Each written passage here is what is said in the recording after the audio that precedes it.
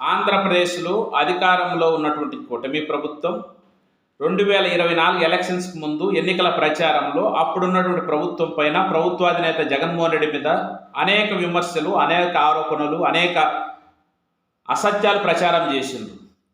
ఎన్నికలు అయిపోయిన తర్వాత ఈ 15 నెలల కాలంలో వాటిల్లో ఏ ఒక్కటి కూడా ఆధారాలతో నిరూపించలేకపోయింది.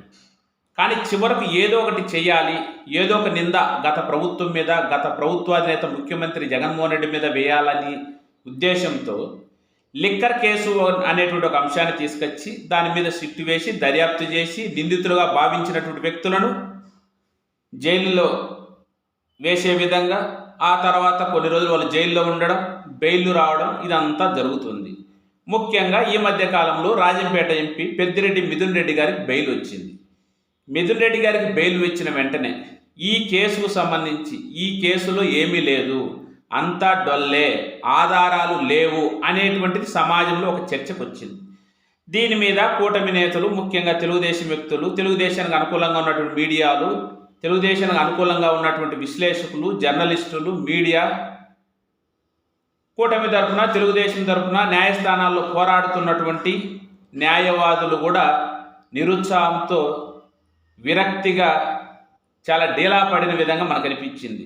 ఎందుకు ఈ మాట అనాల్సింది వచ్చిందంటే, మిథున్ రెడ్డి గారికి ఏసీబీ కోర్టులో బెయిల్ వచ్చింది. ఈ బెయిల్ క్యాన్సిల్ చేయాలని సిట్ తరఫున, ప్రభుత్వం తరఫున ప్రముఖ న్యాయవాది, ఢిల్లీ న్యాయవాది సిద్ధార్థ లూథ్రా గారు హైకోర్టులో ఆశ్రయించడం జరిగింది. దాని మీద విచారణ సందర్భంగా సిద్ధార్థ లూథ్రా ప్రవర్తించినటువంటి విధానం చూసినప్పుడు ఈ కేసు మీద అరే మనం ఏం చేయలేకపోయినమే అనేటువంటి ఒక నిరుత్సాహం వాళ్ళలో కనిపించింది అనేది మనకు అనిపిస్తుంది. ఎందుకంటే ఏమన్నాడు అక్కడ సిద్ధార్థ లూథ్రా? ఆ బెయిల్ ఇచ్చినటువంటి న్యాయమూర్తి భాస్కర్రావు గారు పూర్తిగా పరిశీలించకుండానే అసలు ఆ మిథున్ రెడ్డి మీద ఎటువంటి ఆరోపణ లేకుండా క్లీన్ చిట్ ఇచ్చే విధంగా కూడా వాళ్ళు ఆ బెయిల్లో అంశాలు పెట్టడము మాకు అనుమానాలు తావిస్తుంది. అసలు అలాంటి న్యాయవాదులను బదిలీ చేయాలి, ఆ విధంగా నేను ప్రభుత్వానికి రికమెండేషన్ చేస్తున్నానని అక్కడ వ్యాఖ్యానించడం జరిగింది హైకోర్టులో. ఈ మాటలు చూసినప్పుడు నిజంగా కొంత అనుమానం వస్తుంది, ఇంకా ఈ కేసులో ఏం లేదని. ఎందుకు? ఒకరి తరపున వాదిస్తున్నటువంటి లాయర్కు ఉన్నటువంటి పరిధి ఏంది? మీ తరపున మీ యొక్క వాదనలను ఆధారాలతో కేసు నిలబడే విధంగా, మీరు చేసిన ఆరోపణలకు విలువ ఉండే విధంగా మీరు అక్కడ సమర్థిస్తూ, లేదు న్యాయస్థానాన్ని, న్యాయమూర్తిని ఒప్పించే విధంగా మీ వాదనలు ఉండాలి. అలా కాకుండా న్యాయస్థానం యొక్క అంతర్గత విషయాలలో, ముఖ్యంగా బదిలీ విషయాలలో నేనేదో ప్రభుత్వంతో రికమెండేషన్ చేసి, ప్రభుత్వంతో మాట్లాడి ఎవరైతే మిథున్ రెడ్డికి బెయిల్ ఇచ్చిండ్రో ఆ న్యాయమూర్తిని బదిలీ చేపిస్తానని బెదిరించే ధోరణి అనేది ఏమీ చేయలేనటువంటి నిరుత్సాహం ఉన్నప్పుడే అలాంటి మాటలు వస్తాయి. అయినా ప్రభుత్వం యొక్క పాత్ర ఏముంటుంది? బదిలీలలో ప్రభుత్వం యొక్క పాత్ర ఉండదు కదా.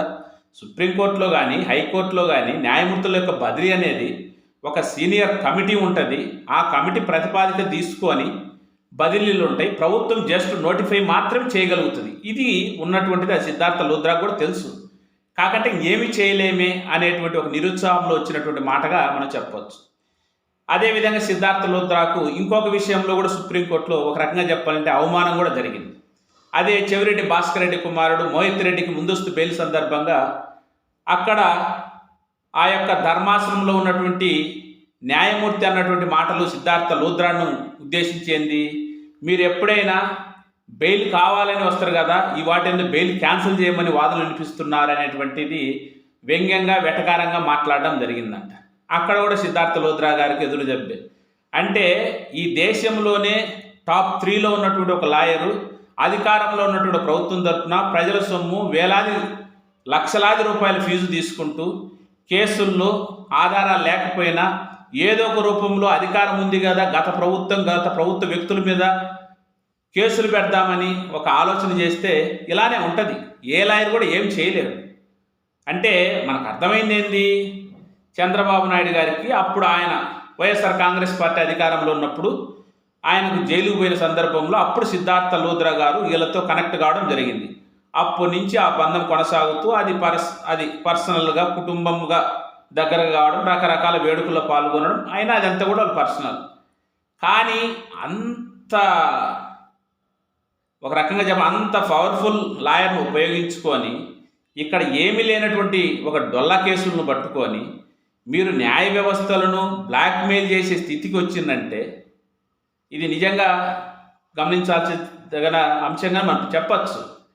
ఎందుకంటే ఈరోజు చూస్తున్నాం దేశంలో ఏమేమి జరుగుతుండయో. వాస్తవంగా కొన్ని చోట్ల నిందితులు తప్పించుకునేటువంటి అవకాశం కూడా ఉంది. కానీ కొన్ని చోట్ల దాంట్లో ఏమీ లేకపోయినా కూడా ఏదో ఒక నిందలు వేయాలి, వాళ్ళని నిందితులకు మార్చాలి, సమాజంలో వాళ్ళను దోషులుగా నిలబెట్టాలి అనేటువంటి ప్రయత్నం చేస్తే ఏ లాయర్ కూడా ఏం చేయలేరు, చేతులు ఎత్తేయడం తప్పక. ఇంకొక వైపు ఏం చర్చ జరుగుతుంది, ఇప్పుడు సిద్ధార్థ లూథ్రా గారు ఏదో గంటకు అన్ని లక్షలని, రోజుకి ఇన్ని లక్షలని తీసుకుంటున్నాడు. ఇదంతా ఎవరి సొమ్ము? ప్రభుత్వం తరఫున వాదిస్తున్నాడంటే ప్రభుత్వ సొమ్మే కదా, ప్రభుత్వ సొమ్ము అంటే ప్రజల సొమ్మే కదా, ఇంత అవసరమా అనేటువంటిది కూడా ఒక చర్చ జరుగుతుంది. ఏదేమైనా టోటల్గా సిద్ధార్థ లూథ్రా అనేటువంటి వ్యక్తి కూడా ఏం చేయలేడు, చంద్రబాబు నాయుడు గారు కూడా చేసేది ఏం లేదు. అదిగాక ఈ లిక్కర్ కేసు సంబంధించి పూర్తిగా దీని గురించి ప్రజలు చర్చ లేకపోవడానికి కారణం ఏంది? ఇప్పుడు ఈ కూటమి అధికారం లేకొచ్చిన తర్వాత ఈ 10 రోజుల కింద తెలుగుదేశానికి సంబంధించి అన్నమయ్య జిల్లాలో మొలకల చెరువు దగ్గర తెలుగుదేశం పార్టీ నాయకుడు సురేందర్ నాయుడు నాయకత్వంలో కల్తీ మద్యాన్ని తయారు చేసేటువంటి ఒక ఫ్యాక్టరీ వెలుగులోకి వచ్చింది. ఆ కల్తీ మద్యం అనేది రాష్ట్రం అంతా కూడా పంపిణీ చేయబడుతుంది. దానికి సంబంధించినటువంటి పెద్ద పెద్ద డంపులు, డెన్లు ఇవన్నీ కూడా బయట పడినాయి. ఇంకా అలాంటప్పుడు మీరు ఒకవైపు చేస్తూ గత ప్రభుత్వంలో లేనటువంటి కేసులు పట్టుకోవాలంటే సమాజం ప్రజలు ఎట్లా నమ్ముతారు? దానికి విలువ కూడా ఉండదు. మనం ఒకరిపైన ఏదో ఆరోపణలు చేస్తున్నామంటే మన వైపు నుంచి తప్పు ఉండకూడదు. మీరు ఎన్నికలకు ముందు దాన్ని బాగా అంశాన్ని ప్రచారం చేసి మీరు అధికారంలోకి వచ్చిన తర్వాత అంతకు మించి అన్నట్టు అసలు మీరు కల్తీ కేసు గురించి విచారణ చేస్తున్నారు. దానికి సంబంధించిన ఆధారాలు ఎక్కడే కానీ ఇంతవరకు దొరకలే. కానీ మీ ప్రభుత్వం అధికారంలోకి వచ్చిన తర్వాత మీ పార్టీకి సంబంధించిన వ్యక్తులే కళ్ళ ఎదుట పెద్ద పెద్ద ఫ్యాక్టరీలు నెలకొల్పి పోలీసులు వాటి మీద దాడులు జరిపి కేసులు పెట్టి జైలుకు పంపిస్తుంటే ఇంకా మీరు చెప్తున్న ఆరోపణలకు విలువ ఎక్కడుంటుంది? మీది కళ్ళ ఎదుట ఆధారాలతో కనపడుతుంది మీరు చేసే తప్పులు. గత ప్రభుత్వం మీద ఆరోపణలు తప్పక ఆధారాలు లేవు. ఆధారాలు లేకపోవడం వల్లే కదా ఒక్కొక్కరికి బెయిల్ వచ్చేది. ఇది టోటల్గా ఇంకా సిద్ధార్థ లూథ్రా చేతులు ఎత్తేసినట్టే. ఇంకా చంద్రబాబు నాయుడు గారు కూడా ఇప్పుడు జరుగుతున్నటువంటి వాళ్ళ ప్రభుత్వ తప్పులను కప్పిపుచ్చుకోవడానికి ఇంకా ఏదన్నా ప్రయత్నం చేయాలి తప్పక వాస్తవంగా అక్కడ ఏం దొరికేది కూడా ఏం లేదని మనకు అనిపిస్తుంది. చూద్దాం ఇంకా ఎలాంటి పరిణామాలు జరుగుతాయి.